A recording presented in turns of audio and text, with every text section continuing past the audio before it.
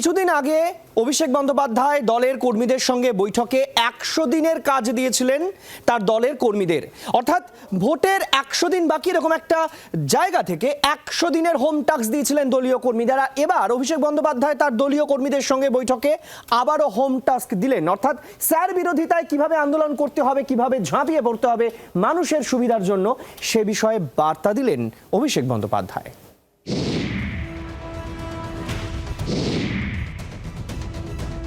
এসআইআরের বিরোধিতায় পথ ছাড়তে নারাজ রাজ্যের শাসক দল। শনিবার ভার্চুয়াল বৈঠকে পথে নেমেই মোকাবিলার দাওয়াই দিলেন অভিষেক বন্দ্যোপাধ্যায়। রবিবার ভোটাধিকার রক্ষার দাবিতে ব্লকে ব্লকে মিছিল, প্রতিবাদ সভা। নির্বাচন কমিশনে যাবেন তৃণমূল প্রতিনিধিরা।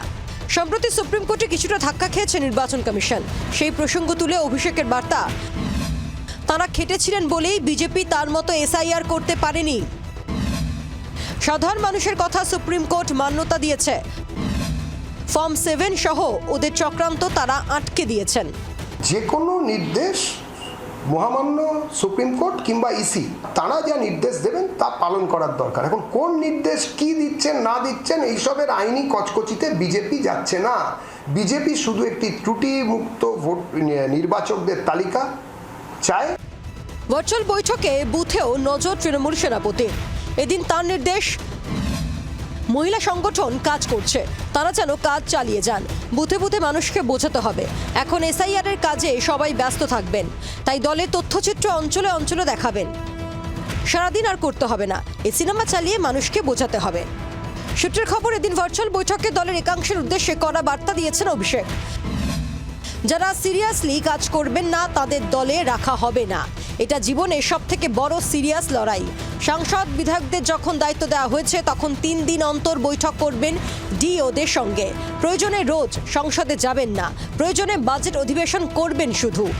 কিছু ওয়ার্ড রুমে কাজ না হয়ে পড়ে আছে। 294 বিধানসভা কেন্দ্রে 27 জানুয়ারি থেকে 15 ফেব্রুয়ারির মধ্যে আলাদা ওয়ার্ড রুমের রিপোর্ট দেওয়ার নির্দেশ অভিষেক। এদিন আরও কড়া বার্তা, কে কি করলো সেই অজুহাত শোনা হবে না। আত্মতুষ্টি বা অতিরিক্ত আত্মবিশ্বাসের জায়গা নেই। শীতঘুম ভেঙে জেগে উঠুন, এই 20 দিনের লড়াই দিতে হবে। ইতিমধ্যে জেলা সফরে বেরিয়ে প্রতি সভা থেকে এসআইআর নিয়ে বিজেপি ও কমিশনকে নিশানা করেছেন অভিষেক। এদিন বৈঠক থেকে আগামী দিনে এই ইস্যুতেই দলের সুরও বেঁধে দিলেন সেনাপতি। প্রবীর চক্রবর্তী ও মৌমিতা চক্রবর্তী রিপোর্ট, জি 24 ঘন্টা।